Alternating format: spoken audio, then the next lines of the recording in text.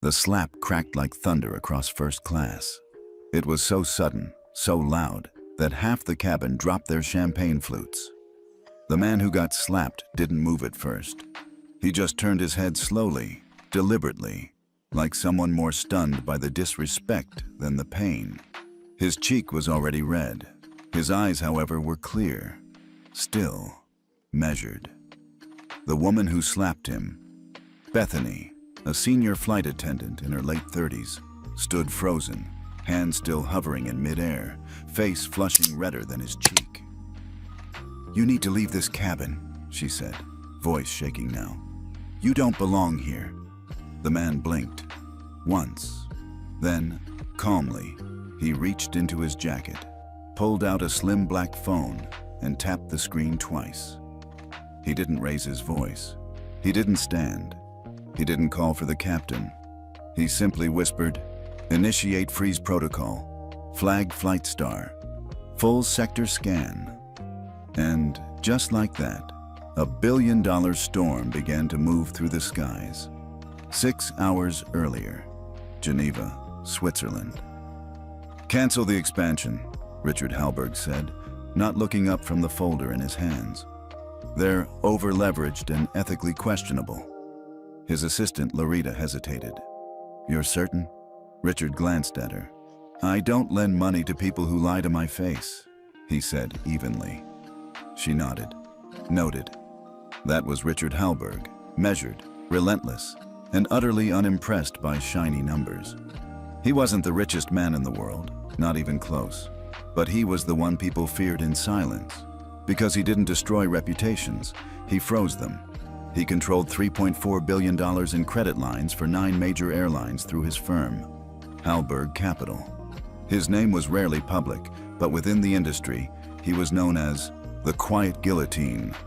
When he pulled funding, operations collapsed within days. Now, he was headed home. 4 hours later, London Heathrow, Gate 42A.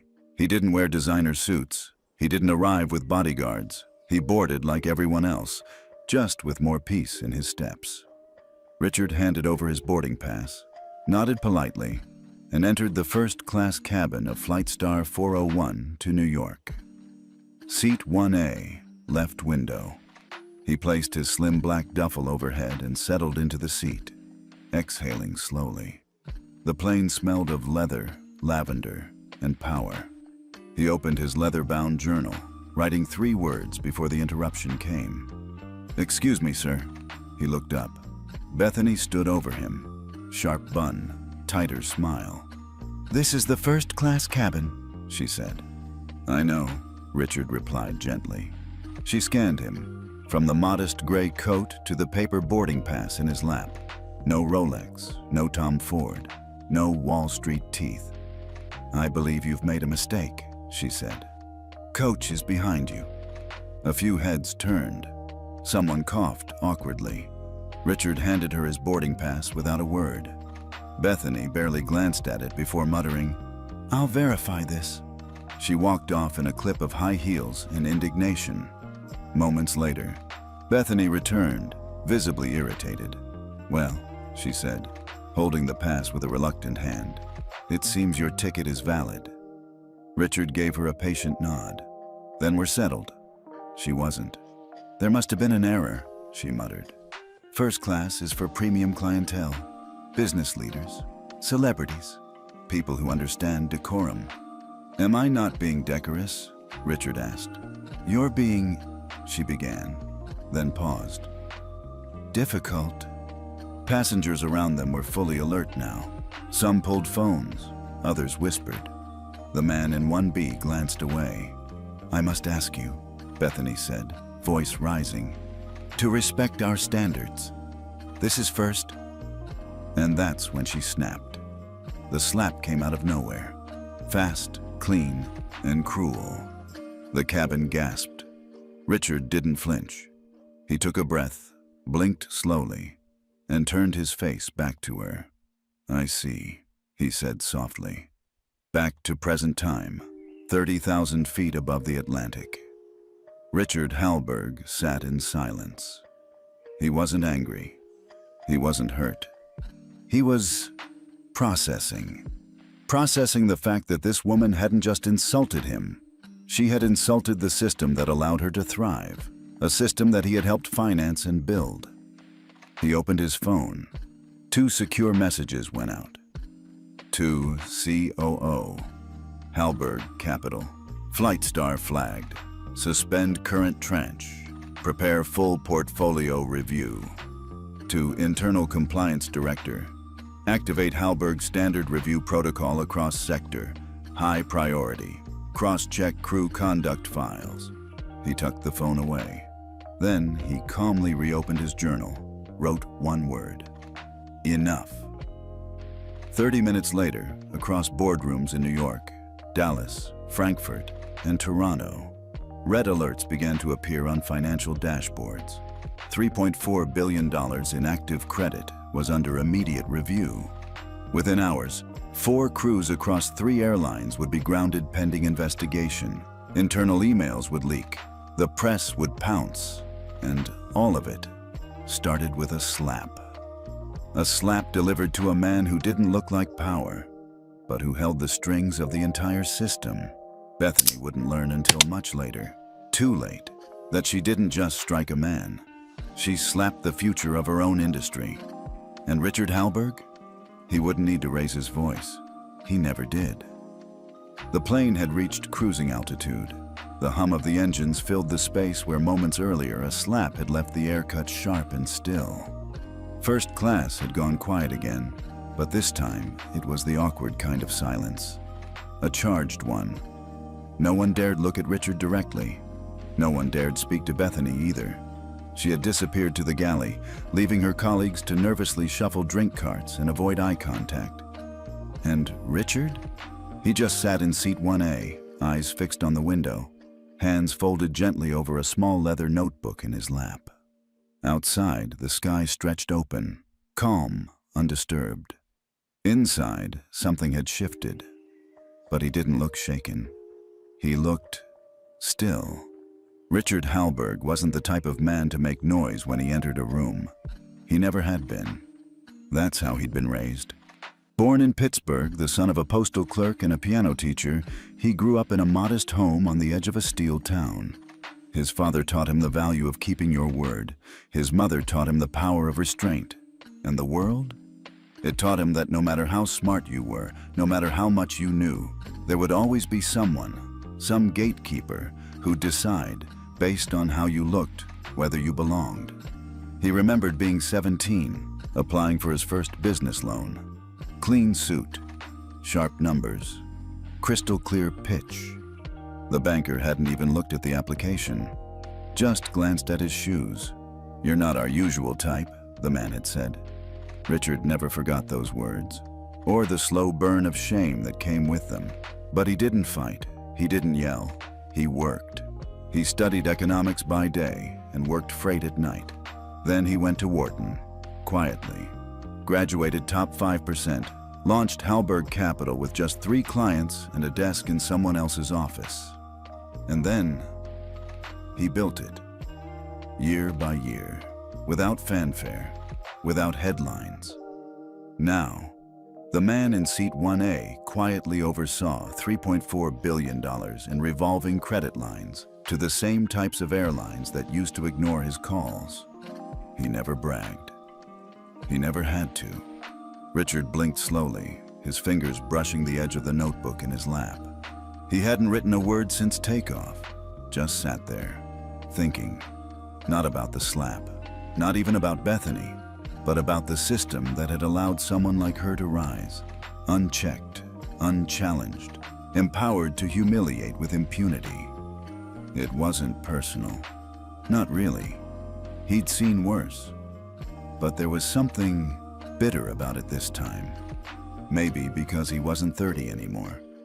Maybe because the world kept changing, faster, louder, more connected, and yet moments like this still happened, still hurt, still mattered.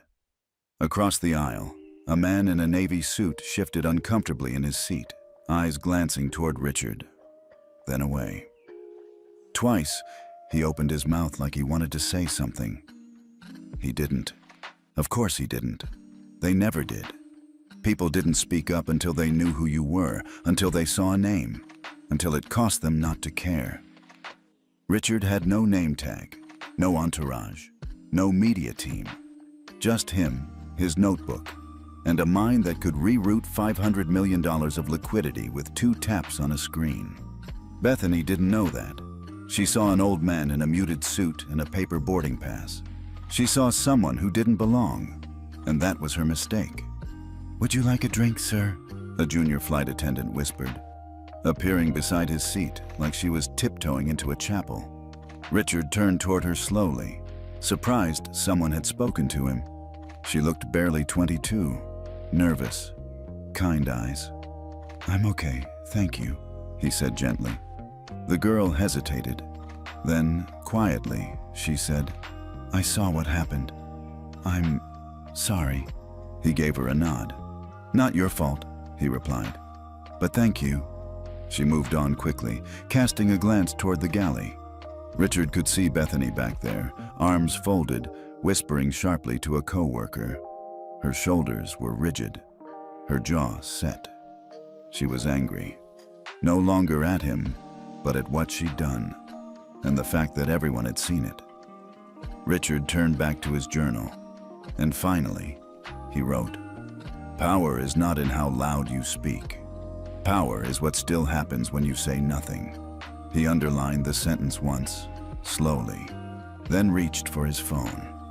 The dashboard of Halberg Capital was more secure than most national banks. Richard opened the encrypted portal with a fingerprint scan and a passphrase that only made sense to him. He didn't check balances. He didn't review reports. He opened 2 files. Flightstar Airlines, Behavioral Audit Archive Sector-Wide Conduct Assessment. Crew-related incidents. Last 18 months. As the files loaded, he murmured to himself, "Let's see how deep this really goes." This wasn't about revenge. That wasn't his style. It was about accountability. Systems don't break from one slap. They rot over time, from the inside.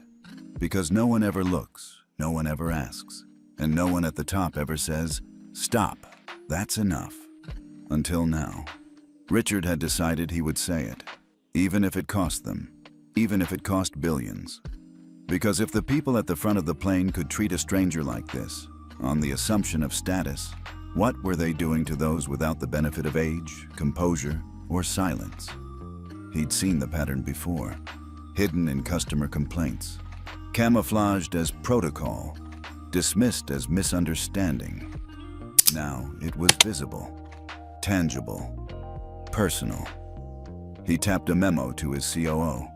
Initiate internal conduct review on Flightstar and affiliate carriers.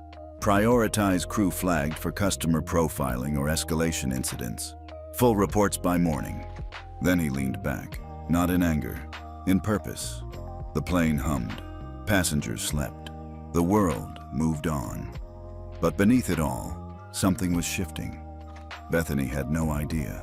No idea that the man she slapped would never raise his voice. He'd never tweet, never sue, never scream. He'd just rearrange the board underneath her, and the sound of that would be louder than any slap. The air in the cabin had shifted again. Not from turbulence, but from tension. It was the kind that buzzed beneath polite smiles and forced eye contact. The kind that made you stir in your seat, unsure if you were witnessing something wrong, or just something you didn't understand yet. Richard sat quietly in 1A, his eyes not on the window this time, but on the reflection in it. From his angle, he could see the galley behind him. Bethany was back there, speaking in low tones to the senior purser, a man with graying temples and a visibly uncomfortable expression. He wasn't arguing, he was nodding. Richard had seen that nod before. The nod of someone who knew something wasn't okay, but had decided it wasn't their battle to fight. 10 minutes passed. Bethany emerged again, chin lifted, posture rigid, and began moving down the aisle. She didn't so much as glance at Richard this time. Instead, she stopped beside a middle-aged black woman seated in 2C. The woman, dressed in a soft blue cardigan and sensible shoes, looked up with a gentle smile. "Excuse me," the woman said kindly. Would it be possible to get a glass of water? Bethany didn't smile back, didn't acknowledge the tone or the warmth in the request. She gave a clipped nod. I'll get to it when I can, then walked past. The woman blinked, visibly surprised, but didn't press. Richard saw it. So did the man across the aisle, but no one said a word. 2 rows down, a white man in a suit, a regular-looking executive type, pressed his call button. Bethany practically appeared before the light finished blinking. "Yes, sir?" she said, smiling wide. "Could I trouble you for a second blanket?" he asked. "Oh, of course," she chirped. "Would you like one of the softer ones from business class? I can check." "That'd be great." Bethany returned in under a minute with 2 options, folded neatly, and even offered to fluff his pillow. The contrast was hard to miss. Richard didn't need a spreadsheet to spot trends. He'd built a billion-dollar firm by spotting patterns before other people even noticed they existed. And this wasn't random. Minutes later, another moment. An elderly black woman, perhaps mid-70s, stood slowly, struggling with the overhead bin. Her gray hair was pulled into a neat bun. She reached up with one hand, her other arm shaking slightly. "Excuse me," she said softly, looking around. "Would someone mind helping me?" Bethany, standing just a few feet away, glanced in her direction and then deliberately turned her back. She focused on reorganizing napkins in the service cart. Didn't say a word, didn't move. The elderly woman tried again, voice a little thinner now. "I just need a hand, please." That was enough. Richard stood. He didn't rush, he didn't sigh. He simply walked over, lifted the bag with a quiet grace, and placed it into the overhead compartment. "Thank you, young man," the woman whispered, embarrassed but grateful. "These old bones aren't what they used to be." Richard nodded gently. "It's no trouble, ma'am." He caught Bethany's eyes for a split second. Her jaw was clenched, her posture stiff. She looked embarrassed, but not because she had failed to help. She looked embarrassed because he had helped, because the man she had publicly shamed was now clearly watching her, and she didn't know who he was. Yet. Back in his seat, Richard opened his phone again. The Halberg sector scan was already populating. The AI system had pulled every documented passenger complaint from 9 airlines funded by Halberg Capital over the past 24 months. He filtered by crew conduct and keywords. Ignored, dismissed, rude, inappropriate language, profiling, attitude, elderly, race, escalation, double standard. The results were disturbing and telling. Bethany's name came up, more than once. One report read, "I asked for water twice and was told they were too busy." The same attendant brought champagne and warm towels to the couple next to me minutes later. "We were the only black family in first class." Another, "I was told I needed to move seats because someone else felt uncomfortable. When I asked why, no one could give me a reason. The attendant rolled her eyes. My daughter cried the rest of the flight." And then the one that sealed it. The flight attendant, Bethany W., made repeated passive-aggressive comments about my clothing and asked 3 times if I was sure I belonged in first class. I felt humiliated. I was on a business trip for my own company. Each report had been quietly closed. No action documented. Until now. Richard flagged the files and forwarded them to Halberg Capital's Director of Risk Ethics, marking the folder. Urgent. Conduct pattern. Financial risk attached. He then added a personal note. Recommend sector-wide review protocol. Consider conditional funding clauses tied to crew performance and documented behavior trends. Richard leaned back in his seat and stared at the ceiling. His heart was beating a little faster than usual. Not from anger, but from clarity. This wasn't about Bethany. It was about the culture that allowed her to thrive. The supervisors who looked the other way. The executives who buried complaints under bureaucracy and PR responses. If she was emboldened to slap a passenger and feel righteous doing it, what else had the system trained her to believe she could get away with? And how many other Bethanys were out there, only quieter, only subtler? Bethany returned to the cabin briefly, passing out meal trays with mechanical precision. She still didn't make eye contact with Richard. He didn't expect her to. She was still under the impression that she'd handled the situation, that she'd won, that her authority was intact. She had no idea. The plane hadn't even landed yet, and already the airline's compliance team had received 2 escalation notices from Hallberg Capital's internal system. By the time they touched down, funding for the entire airline would be under formal suspension, pending a conduct review. 4 additional flight crews from partner airlines were being flagged for similar complaints. And the Hallberg Standard, a proprietary behavioral compliance framework, was about to become the cost of doing business for any airline wanting continued access to capital. And still, Bethany passed by, chin high, ignoring the weight of the moment like it was turbulence she could wait out. Richard didn't look at her, didn't speak. He just took another note in his journal. She's not the story. She's the symptom. Richard didn't sleep. Not because he couldn't. He had long since trained his body to rest whenever, wherever. Over the years, jet lag had become background noise, like elevator music or turbulence. No, he stayed awake because something inside him refused to settle. Not rage, not pride. Something quieter, deeper, something that had been with him since boyhood. Outside the window, the Atlantic stretched like ink, smooth and endless. The stars above shimmered faintly, barely visible through the cabin glass. He could see his own reflection in the dark. An older man, weathered, thoughtful. The lines around his mouth deeper now than they were just a few years ago. Time had never scared him. What scared him was wasted time. And this flight, this moment, wasn't wasted. It had become a turning point. One he hadn't expected. He reached into the seatback pocket and pulled out the airline's glossy magazine. On the cover was an article titled, "The Future of Hospitality: How Airlines Are Building Trust at 30,000 Feet." He chuckled quietly, not out of mockery, out of irony, because he'd seen the future of hospitality tonight, and it had spat in his face and told him to go sit in coach. In seat 3D across the aisle, the older black woman he had helped earlier was sipping ginger ale slowly. She hadn't looked at him since he stood up to lift her bag. Not out of ingratitude, he knew that. Out of weariness. Out of that deep, unspoken feeling people like them carried. The cost of making other people uncomfortable. He knew it well.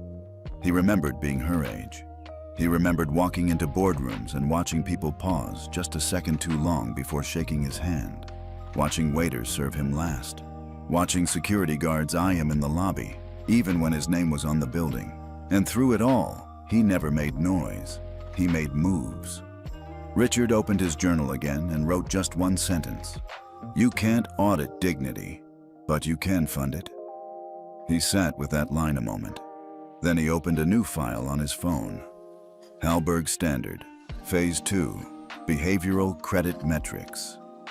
He wasn't just going to freeze money anymore. He was going to build a scorecard system. If you wanted his firm's capital, you'd need to earn it not just with numbers, but with how you treated people, passengers, staff, everyone. And if your crew had a pattern of bias, if your leadership ignored patterns of discrimination, your money dried up. Simple.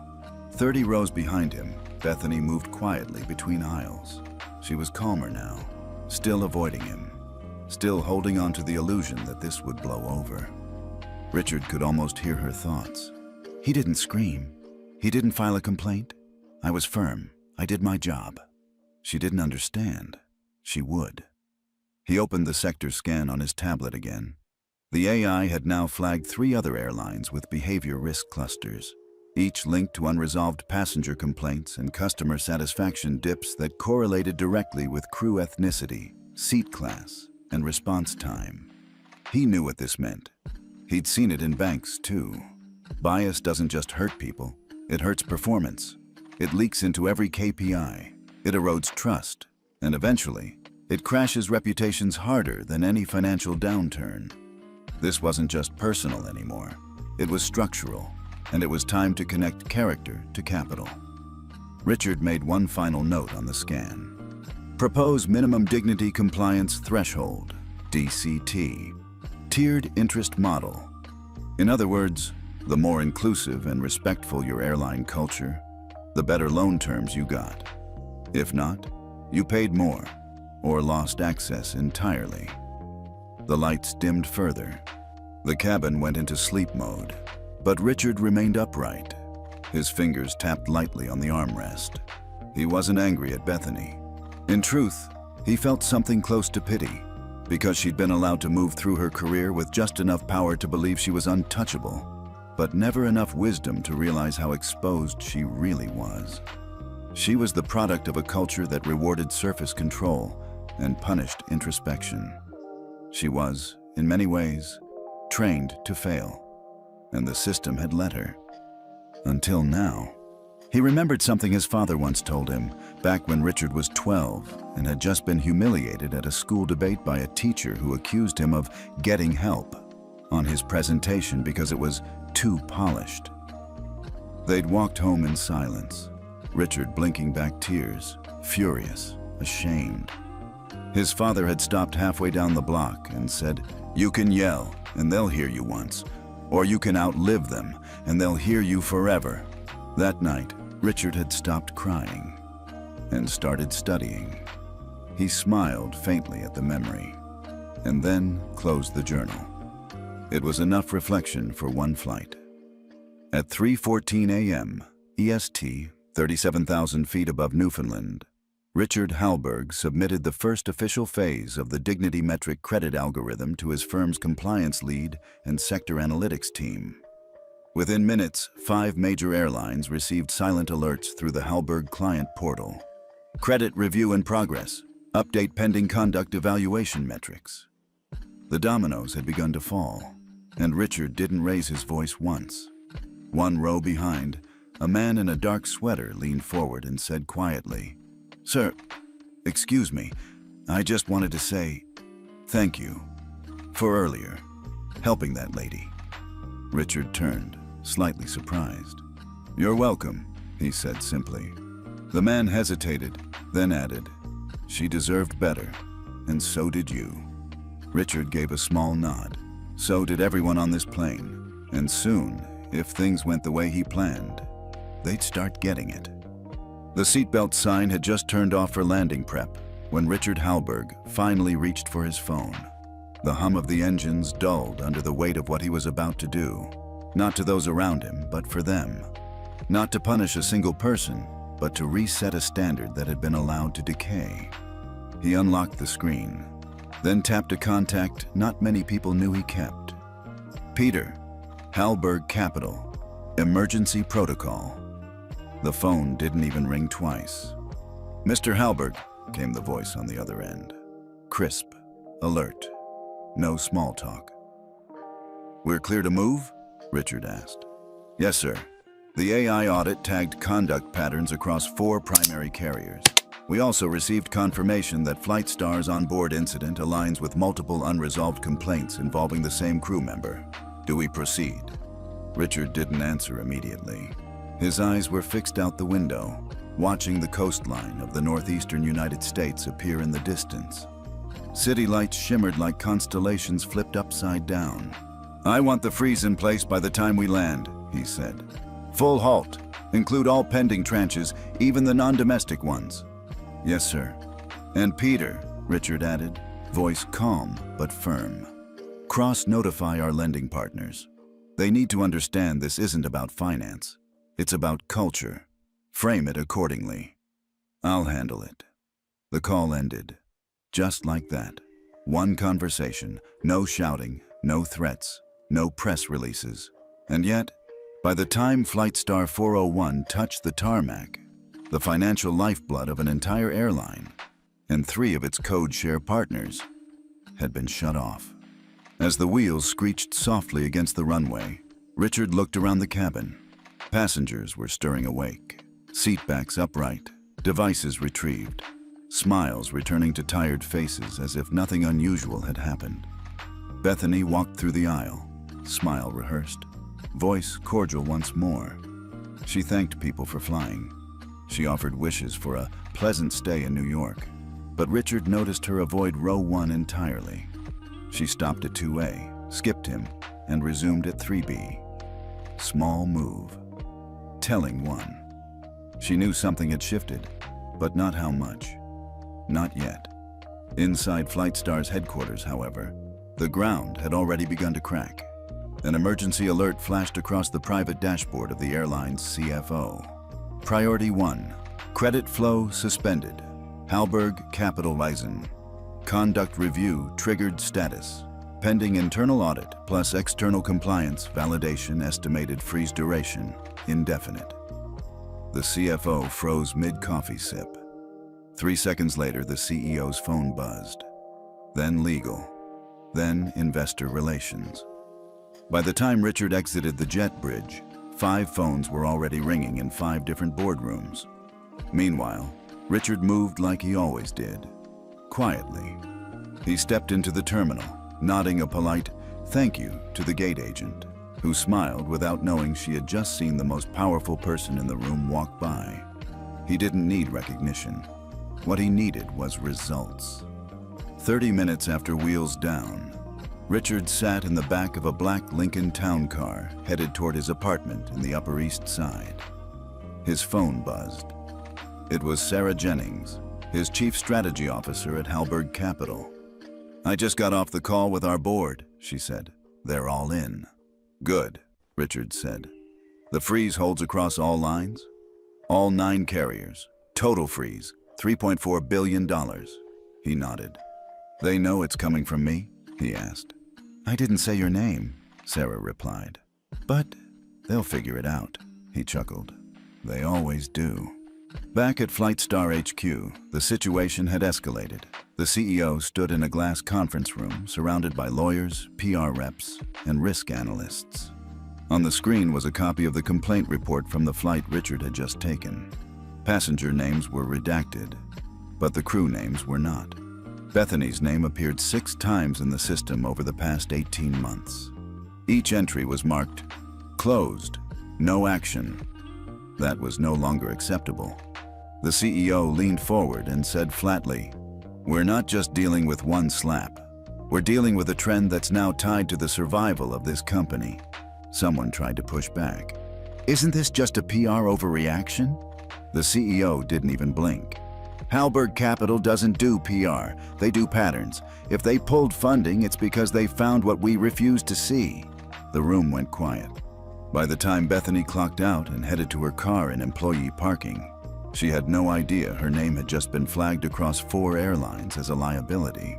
No idea that her conduct reports were being exported into risk dashboards. No idea that HR had scheduled an emergency meeting with her name on the subject line.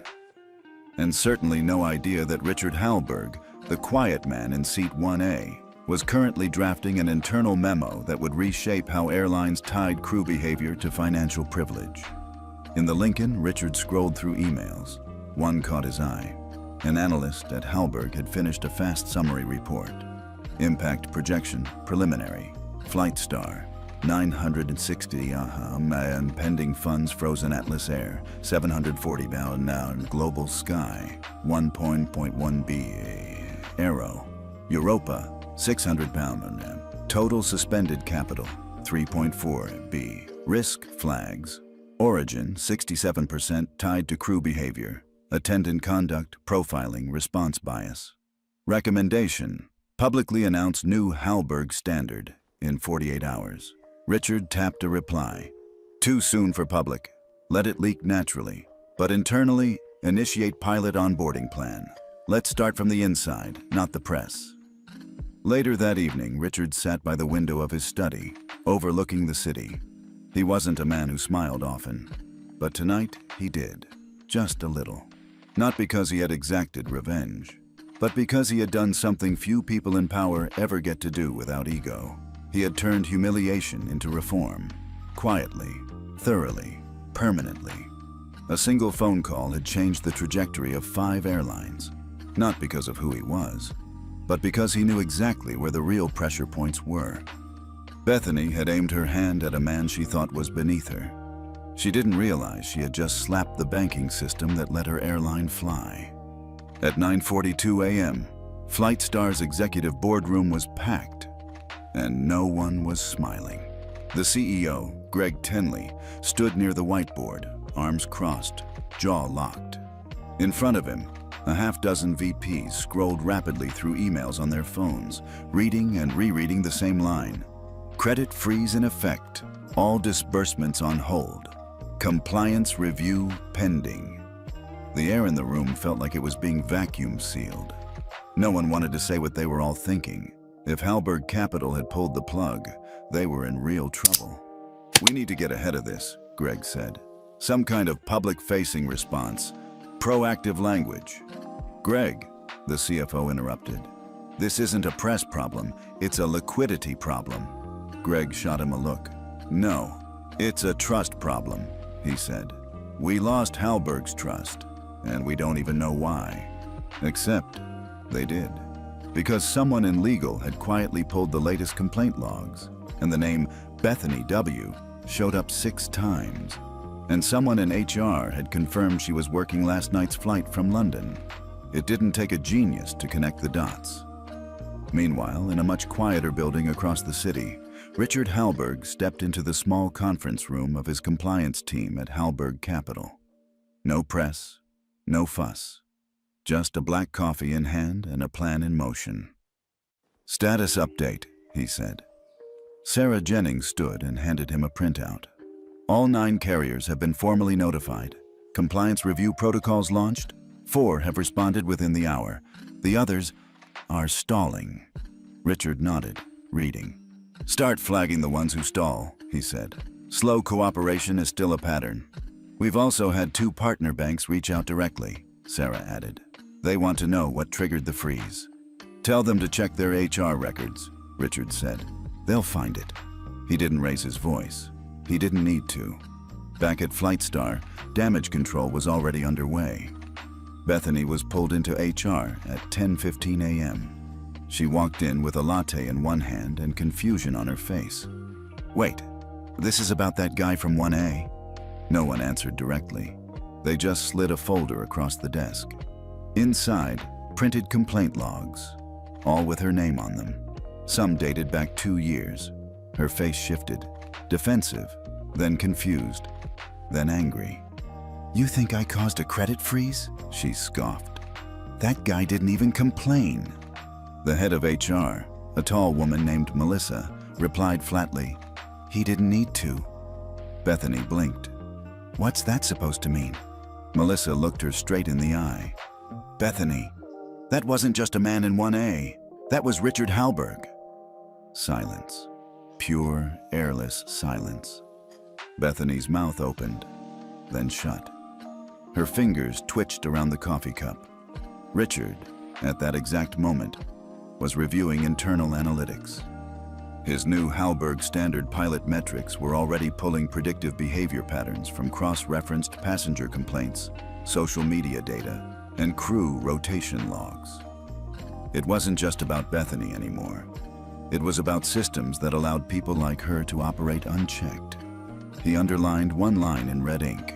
No culture audit equals no capital. That was the new rule. Not a suggestion, not a recommendation, a rule. By noon, 3 smaller airlines, Atlas Air, Blue Jet, and Aero Europa, had scheduled emergency board meetings. Their CFOs had received soft warnings. Unless they adopted Halberg's review system within 14 days, all capital would remain suspended indefinitely. That afternoon, Flightstar's CEO sent a formal letter requesting a private meeting with Halberg. No reply. Instead, Richard sent his legal team to draft a universal compliance clause. By 4:00 p.m., the terms were clear. Airlines receiving Halberg Capital funding must adopt the dignity compliance metric, must implement annual crew culture training, must respond to customer complaints within 48 hours, must publish annual behavior audits to retain capital flow. Failure to comply equals automatic loss of credit eligibility. And still, Richard didn't speak publicly. Not one press conference, not one tweet. He didn't need attention. He needed transformation. At 5:12 p.m., a news outlet finally broke the story. $3.4 billion suspended. Quiet billionaire ties airline capital to human dignity. It exploded. Within hours, #Hallberg Standard trended worldwide. Aviation forums lit up. Industry CEOs were blindsided. Passenger advocacy groups hailed the move as historic. And Bethany? She was placed on indefinite leave. No announcement, no fanfare, just quietly removed. That evening, Richard sat in his townhouse study with a worn journal open on his lap. He scribbled a thought. They call it cancel culture when a powerful man uses his voice. But what do they call it when a silent man uses his silence? He didn't know, but he knew this. Every airline that wanted to survive tomorrow had to reckon with today. And not because of headlines, but because the money had stopped moving. If you were in Richard's shoes, would you have made the call or walked away? Let us know in the comments. Your thoughts matter more than ever. The first sign of real panic didn't come from Flightstar. It came from their competitor. At exactly 9:03 a.m. the next morning, a press release from Aero Europa, one of the mid-tier transatlantic carriers, hit the wires. We are fully committed to dignity-driven service. Effective immediately, we will begin implementation of the Hallberg Standard across all operations. No one saw it coming. Not the analysts, not the other airlines, and certainly not Flightstar, who had spent the last 12 hours frantically trying to figure out how to reach Richard Hallberg without appearing desperate. The reaction was swift and brutal. Flightstar's stock dipped 4% before the markets even opened. By noon, it was 7.5%. Inside Hallberg Capital's 19th floor boardroom, Richard didn't say much. He didn't need to. The numbers were speaking loud enough. Across the screen in front of him, a real-time dashboard showed market behavior tied to every airline in their lending portfolio. Lines dipped, funds paused, risk scores updated by the second. He sipped his tea slowly. No sugar, no milk. Just as he had for the past 40 years. Sarah, his CSO, stood beside the monitor. Global Sky's team just requested an early negotiation window for next quarter, she said. They want to get ahead of the dignity metric rollout. Richard looked up. They called us? He asked. Sarah nodded. 2 hours ago, before the Aero Europa release. He gave a slow nod. Then let's meet, he said. If they're smart enough to knock, we're smart enough to answer. By lunchtime, the phrase Hallberg Standard was trending on aviation news sites across 3 continents. But not everyone was on board. Inside Flightstar's executive suite, the mood was grim. Their public relations chief, Lyle, paced back and forth while the CEO sat at the head of the table, staring at the live broadcast from Bloomberg. The anchor was mid-sentence. Seen as a wake-up call for an industry long criticized for customer profiling and inconsistent service. What's unique here is that Hallberg isn't pushing regulation. He's simply pulling money. And it's working. Turn it off, the CEO muttered. A young aide did, fumbling with the remote. Lyle paused. We need to get ahead of this or we're going to look like we're resisting change. The CEO snapped. We're not resisting. We're reviewing. Sir, Lyle said carefully, that is resistance. Back in his office, Richard opened an email from his compliance team. Preliminary compliance interest from 5 out of 9 major partners. 2 carriers have formally requested template metrics. 1, Flightstar, has yet to respond beyond automated receipt. He closed the laptop, walked to the window, looked out at the skyline. Not with arrogance, but with a kind of quiet calculation. He never wanted to be famous. He never cared for legacy. But moments like this, they defined what power meant. Not because he had used his wealth to crush someone, but because he had used it to shift the axis of an entire industry without ever giving an interview. In a hangar-turned training center outside Chicago, a Flight Star internal memo had just gone live. Effective immediately, all crew are required to complete Phase 1 of the Dignity Training Module. Attendance is mandatory. Bethany read the email on her phone in stunned silence. She was sitting alone in her car, engine off, hands trembling slightly. Yesterday, she had been pulled aside and told she was on leave. Today, she was being offered a choice: enter training and return, or resign. She hadn't responded yet. She wasn't sure if she even could. How do you return to work when you've become the case study? Meanwhile, public reaction was growing. One video blog, normally focused on airline points and travel hacks, uploaded a new episode titled "The Billionaire Who Grounded an Industry and Never Raised His Voice." It got 2 million views in 24 hours. Passengers began sharing stories, some familiar, some horrifying, many subtle. A woman posted, "I once flew first class with my elderly father. He's black. The attendant asked me for ID to confirm I had paid. Never looked at him, just skipped him. Now I wonder, what if someone like Richard had been watching?" A retired teacher wrote, "Hallberg didn't cancel anyone. He didn't call the news. He just said, 'You don't get money if you disrespect people. That's not vengeance. That's leadership.'" And beneath those comments, thousands more followed. Richard read a few that night, only a few, enough to remind him that what he was doing mattered, that his silence, his stillness, hadn't gone unnoticed. And then, like always, he closed the laptop and opened his journal. It was never about the seat. It was never about the slap. It was about a system that believed kindness was optional and that cruelty had no cost. And still, he didn't gloat. He didn't post. He didn't speak to the media. Because the moment you make it about yourself, you shrink the size of the message. Back at Flight Star, the CEO finally agreed to meet with Richard's team. But he didn't meet Richard, because Richard never showed up. Instead, he sent a junior associate, and with her, a single sheet of paper. The updated terms of funding, the new conditions, the behavioral thresholds, and, at the bottom of the page, one line handwritten in perfect cursive. "There are no shortcuts to dignity, only consequences for delay. RH." The CEO didn't say a word, just stared at the paper, and for the first time in his 22-year career, he felt something he hadn't felt from a banker before: accountability. When Bethany stepped through the glass doors of the Flight Star Training and Ethics Center, something inside her shifted.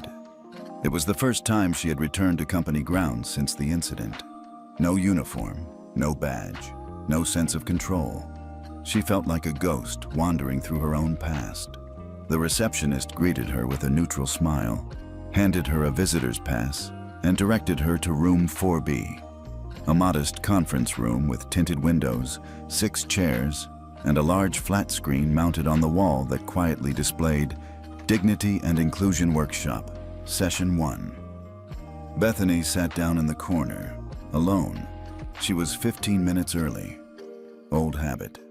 People began trickling in. A mix of staff, 2 flight attendants she didn't recognize, a gate agent from Newark, and an older male pilot who looked like he didn't want to be there. Nobody made eye contact with her. No one whispered, but she could feel it in the air. They knew. She was the one who slapped a passenger in first class, the one who triggered the freeze, the one who now stood as the warning label of the Hallberg Standard. The facilitator entered next, a black woman in her early 50s, silver streak in her hair, eyes soft but sharp. Her name tag read, Nina Jacobs, Training Lead, Hallberg Cultural Integrity Unit. Yes, Hallberg. The system wasn't just a policy anymore. It had people, and they were watching. "Good morning," Nina began warmly. "I want to start today by saying something simple. You're not here to be punished. You're here to understand." Somebody scoffed quietly. The pilot, probably, but Nina didn't flinch. She let the silence sit. "We'll be reviewing actual incidents," she continued. "Some of them might feel uncomfortably familiar. That's the point." Bethany's stomach turned. The first video clip played. A reenactment based on a real complaint. A flight attendant ignoring a woman of color who asked for water, but responding immediately to a white male passenger with the same request. It wasn't dramatic. It wasn't overt. That's what made it sting more. Bethany remembered doing the exact same thing, not once, maybe not even on purpose, but enough. She didn't look away. She couldn't. Later in the session, Nina asked everyone to write down one moment when you may have made someone feel invisible. Bethany stared at the blank page in front of her. At first, her mind rejected it. I was just doing my job. I never meant harm. I was following protocol. Then she remembered the little girl with the stuffed penguin, how she'd ignored the child's tears when her mother politely asked for help. She remembered the older man who tried to explain his seat assignment and how she'd assumed it was fake. She remembered Richard, how calm he had been, how she'd slapped him, thinking she was protecting the standard of service, only to find out he was the one funding it. She wrote one sentence. "I didn't see him, but he saw everything." After the session, Nina approached her. "Bethany, can I walk you out?" They exited into the corridor quietly. "You stayed present the whole time," Nina said gently. Bethany nodded. "It was hard," she whispered. "Hard to see myself like that, on the other side." "That's the beginning of growth," Nina replied. "Seeing yourself not just as the victim of misunderstanding, but as someone who misunderstood the power they held." Bethany's throat tightened. She wasn't used to anyone speaking to her like that, not with softness and accountability in the same breath. "Am I even allowed to come back?" she asked. "To the skies?" Nina tilted her head. "Do you want to come back?" Bethany paused. She wasn't sure how to answer. Across town, in Halberg Capital's operations center, Richard sat in a quiet meeting with his internal ethics team. They had reviewed Bethany's training performance. "She's engaged," Sarah said. "No defensiveness, no performative remorse, real discomfort, real effort." Richard didn't react. He was watching the live feed from a crew onboarding session at Global Sky Airlines, their first Halberg certified training launch. The instructor's voice crackled through the speakers. "Power doesn't always look like money. Sometimes it looks like the ability to ruin someone's day, or save it with a single sentence." Richard closed his eyes. They were getting it, finally. Back at her apartment, Bethany sat on her small couch, flipping through her old flight manual. She used to know every page by heart. Now, each section felt different. Not because the rules had changed, but because she had. The difference wasn't in the policies, it was in the lens. The next morning, she received a letter from Flightstar HR. Her record would remain flagged, but she would be allowed to apply for a reinstated crew position. Not immediately, but pending completion of 6 full training modules and approval by a mixed panel review team. No promises, no guarantees. Just a door, one she could earn her way back through, if she was willing to work for it. In a surprising twist, her phone buzzed later that evening. It was a message from someone she didn't expect. From Richard H. "I believe redemption isn't given, it's chosen, and chosen again. Keep choosing it." Bethany sat frozen for several moments. No signature, no threat, no conditions. Just a man she had once humiliated, now reminding her what grace looked like. 2 weeks later, Flightstar launched its first Halberg-endorsed Ambassador crew, a team of 10 veteran flight staff trained to lead the new culture initiative across all hubs. Bethany wasn't on it. Not yet. But she showed up. Every morning, sat in the back of every seminar, took notes like a rookie. And when passengers started to notice real change, it wasn't just because of Richard Halberg. It was because people like Bethany finally understood who they were becoming. It started with a cup of water. Simple, forgettable even. But to Mrs. Teresa Holloway, a retired school teacher flying alone for the first time in over a decade, it meant the world. She had barely settled into her seat in 4A when the flight attendant knelt beside her, not hovered above, not barked instructions, but knelt, gently asking, "Would you like some water while we're still on the ground, ma'am?" Mrs. Holloway blinked. "Oh well. Sure, if it's not too much trouble." The young man smiled. "It's never trouble. You're our guest." When he walked away, she sat still for a long moment, hands in her lap, eyes moist. No one had ever said that to her on a plane before. A few rows back, a mother traveling with her 2 mixed-race children noticed something else. When she struggled to juggle her toddler's backpack, snack bag, and the stroller gate check tag, a uniformed crew member stepped in, smiling.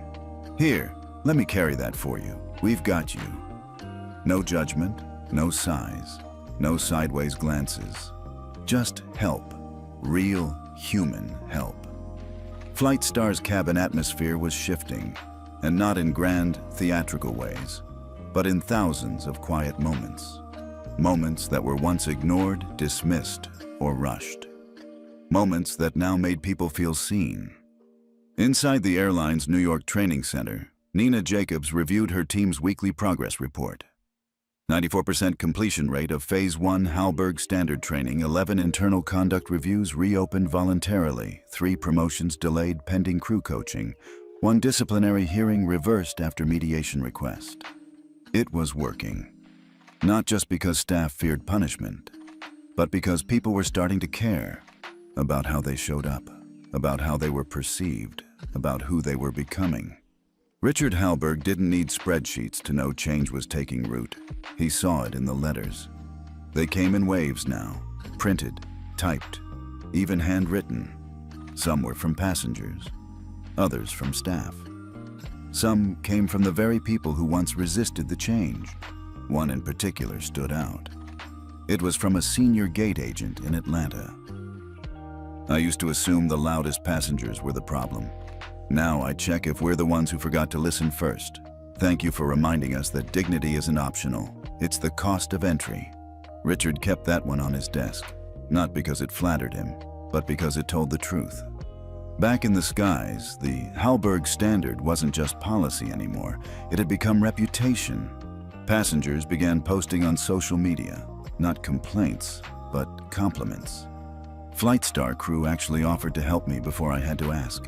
"Never happened before. Is this real?" My mom cried. First time anyone helped her lift her carry-on without acting like it was a favor. "Something's changing. Feels different. In a good way."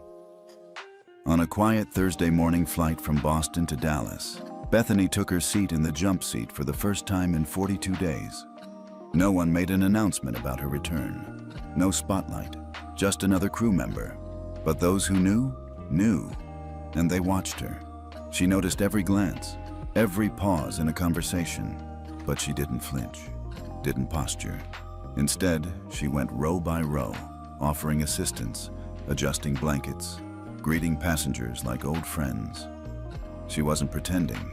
She had earned her return, not with apologies, but with action. And that day, when a young black girl hesitated before asking for a juice refill, Bethany knelt beside her and said, "You don't have to ask small, sweetheart. Ask proud." The mother's eyes filled. She mouthed a silent, "Thank you." Bethany just smiled. In Hallberg's midweek operations meeting, Sarah presented the latest compliance dashboard. Global Sky adopted full behavioral review audit. Aero Europa expanded Hallberg's standard to hiring pipeline Blue Jet integrated passenger feedback loops in real time. Flightstar submitted full Year 1 compliance model, certified by third party. Richard sat back in his chair, said nothing for a while. Then, "What about the complaints?" "Down 38% overall," Sarah said. "Bias flagged reports down 54%. Repeat offender patterns? Mostly gone." He nodded. "Good," he said. "Now let's make sure it sticks." That evening, a Flightstar executive sent an internal message to all staff. "For decades, we taught service like it was a script. Now we're teaching it like it's a conversation." The Hallberg Standard isn't a requirement. It's a reminder that people deserve more than transportation. They deserve respect. Meanwhile, Bethany stood in the galley, watching the sun rise through the small oval window in the crew door. It had been a long flight, but a good one. She sipped lukewarm coffee and felt something she hadn't in months: peace. Not because the past had been erased, but because she was finally becoming someone new, someone aware, someone responsible, someone who understood that every seat on a plane carried more than a passenger. It carried a story. And now, she had learned how to honor that. The cabin was bright with morning sun as Flight Star 218 cruised smoothly over Colorado airspace. Bethany moved down the aisle with practiced calm. It had been 3 weeks since she returned to full duty, and most flights had gone without incident. Passengers were warmer. Her colleagues, less tense. It felt different, better, until she reached seat 2C. The man there didn't look up, just held out his hand, 2 fingers tapping against the empty champagne flute beside him. Bethany smiled gently. "Would you like a refill, sir?" The man didn't smile back. He was mid-60s, silver hair, expensive blazer, gold cufflinks. The type who saw service not as a courtesy, but as an entitlement. He tapped the glass again. Harder. Bethany took a breath, unbothered. "I'll bring that right over," she said. "We're finishing service in row 1, but I'll return in just a minute." That's when he spoke. Low, sharp. "This is first class, sweetheart. You served me before anyone else. I paid for that." Bethany froze. Not outwardly, but something curled inside her. She smiled, small, steady, and nodded. "Of course, sir. Thank you for your patience." She walked back to the galley slowly, her fingers clenched just tight enough not to shake. It wasn't the rudeness that rattled her. It was the familiarity of it. The way he looked through her, not at her. The way his tone assumed power. The way he clearly believed that price buys priority, and people like her came with the seat. She had once been on the other side of that dynamic. Now, she was trying to fix it. And here it was, testing her. In the back galley, Bethany's crew partner, Angela, glanced at her. "You okay?" Bethany nodded once. "Yeah, just one of those passengers." Angela raised a brow. "Which kind?" Bethany hesitated, then answered quietly, "The kind that doesn't think change applies to them." She brought the champagne, set it down gently. "Thank you for waiting, sir." The man scoffed. "Took long enough. This Hallberg nonsense got you people thinking manners are a substitute for speed." Bethany blinked. So that's what this was. A man used to controlling the rules, now chafing under new ones. A few minutes later, while distributing hot towels, Bethany heard him mutter to the woman next to him. "Ever since that billionaire pulled his stunt, this whole crew's been acting like therapists instead of flight staff. Just do the job." The woman didn't respond, just looked out the window. Bethany said nothing, but inside she felt the weight of it. The Hallberg standard had changed policy, training, even public image, but it hadn't yet changed entitlement. And this man, he was proof. After landing, as passengers gathered their bags, the man approached her at the exit. He didn't smile, didn't thank her, just leaned in and said, "You're lucky someone like me still bothers flying your airline. Don't push that luck." Then he was gone. Later that afternoon, Bethany sat alone in the crew lounge, her hands wrapped around a vending machine coffee, cold by the time she touched it. She kept replaying the moment, not because she wanted to react, but because she wanted to know. Had she done the right thing? Had she truly lived the standard she now represented? That's when her supervisor, Marcus, walked in. He sat across from her, said nothing for a while, then pulled out his tablet and turned the screen toward her. It was a passenger survey submission from 2D, the woman who had sat beside the man. Bethany read it slowly. "I watched your crew handle a very entitled and inappropriate man today. I was afraid she'd snap. I would have, but she didn't. She stayed calm, professional, but firm. This is what change looks like when it holds. Quiet strength, not submission. Bethany's eyes welled. She hadn't cried through training, not through HR, not even when Richard Hallberg had messaged her. But now, she allowed it, just for a moment. Marcus handed her a tissue and said quietly, "This is why we backed you. Not because you were perfect, because you were ready." That night, in his townhouse library, Richard Hallberg sat reading a report from Flightstar's culture liaison. The subject line read, "First class incident, passenger resistance to new norms." Richard read the brief summary, saw Bethany's name, saw the quote from the passenger in 2D. He smiled faintly, then underlined one sentence in the report. "Crew member demonstrated full behavioral alignment under provocation. De-escalation achieved without concession." Richard closed the file, then opened his journal and wrote, "The real test isn't policy, it's poise." The next day, Flightstar announced a new initiative. They called it Altitude Integrity, a peer-nominated recognition program for staff who upheld the Hallberg standard under real pressure. The first recipient? Bethany. Not for training completion, not for public apology, but for quiet grace in the face of outdated arrogance. The announcement was internal. No press, no email blasts. Just a notice in the crew app, with her name and a one-line commendation. For remembering that dignity is most visible when others try to erase it. The call came on a Tuesday, not from a journalist, not from a CEO, but from a private equity firm in Zurich, well-dressed, well-mannered, and well-funded. Richard Hallberg didn't answer right away. He let the voicemail play out as he stood by his window overlooking a rainy Manhattan skyline. "Mr. Hallberg, we admire your vision. The Hallberg standard has become a disruptive force.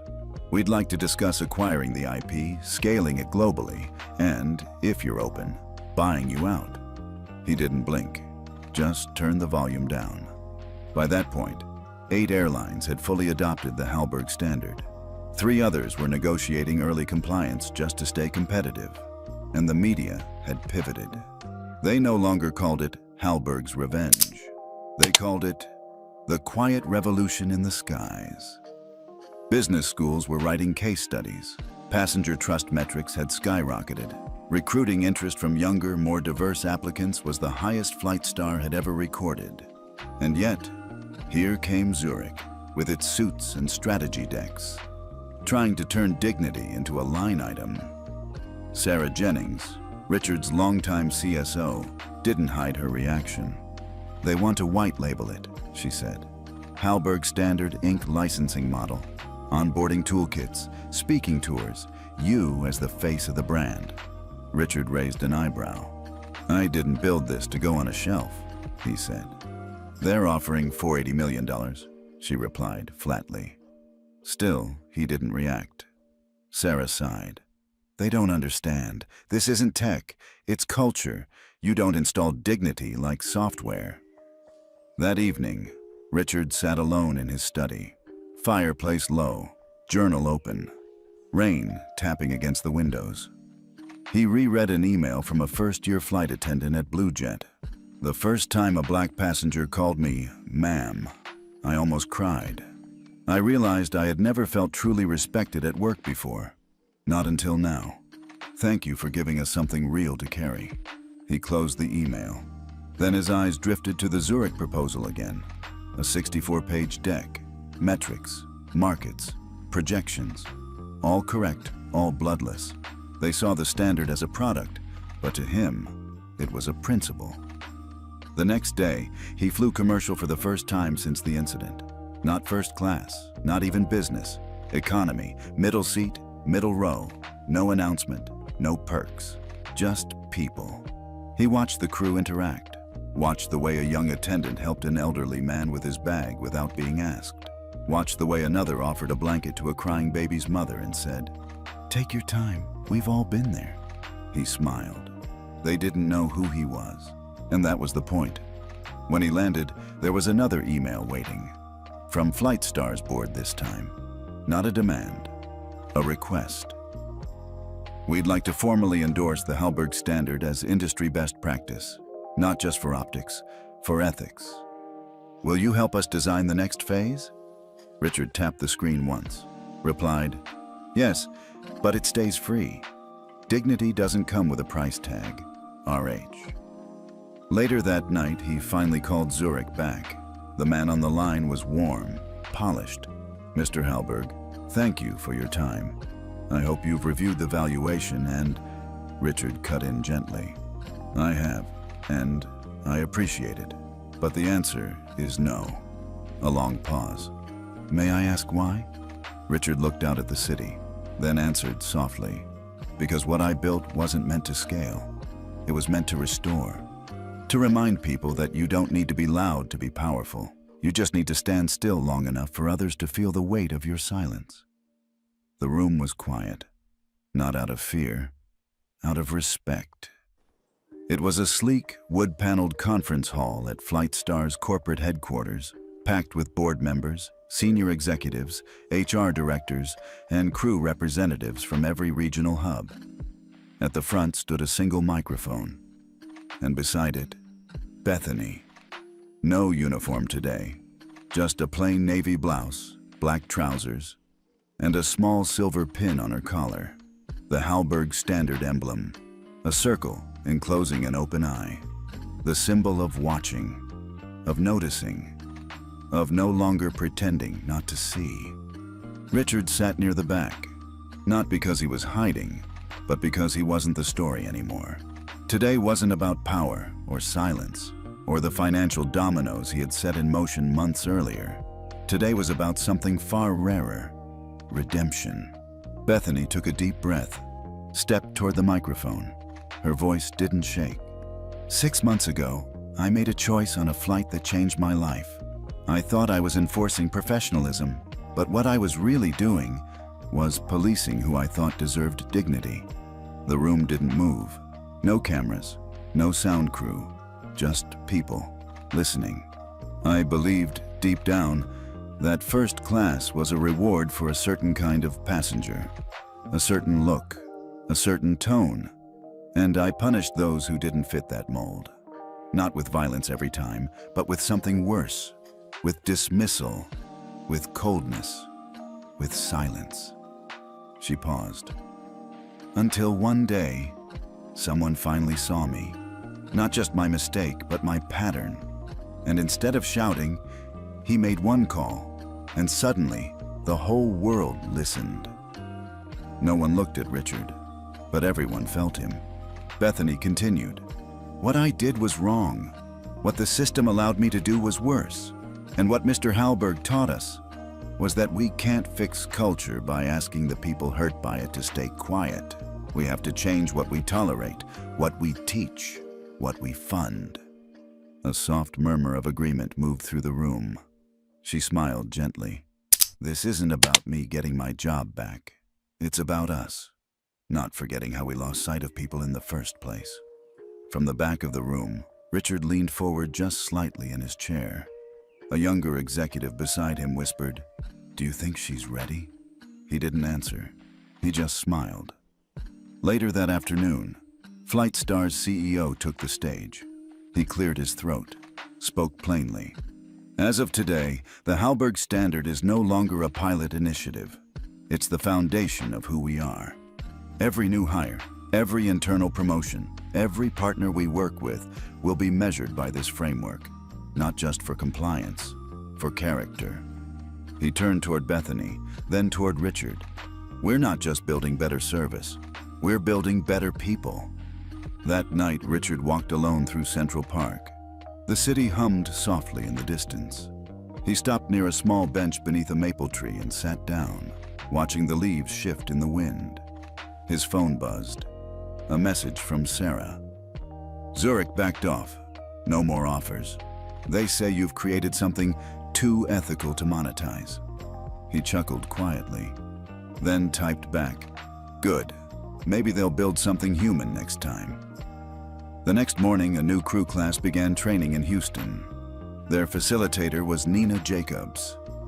She stood beside a whiteboard with the words, What does dignity feel like? One by one, the trainees answered. Like being seen. Like not needing to prove I belong. Like knowing you matter, even when no one's watching. In the back row, Bethany sat quietly, observing, taking notes. Not to teach, but to make sure the next wave didn't start where she did. That evening, a passenger on a short-haul flight from Minneapolis to Chicago posted on social media. Just flew with a crew that treated my immigrant mother like a queen, offered water in her native language, gently helped her with her cane, never once looked impatient. She cried after we landed. You can't fake that. You can only become that. At home, Richard closed his journal for the last time. No speech, no press tour, no memoir. He had done what he came to do, with just one call, one freeze, one standard, and a message that would outlive him. Silence isn't weakness. Sometimes, it's the sound of justice landing softly. Have you ever witnessed quiet dignity shift an entire situation? Without yelling, without drama, just truth. We'd love to hear your story in the comments, because sometimes the loudest change is the one nobody saw coming, but everybody felt.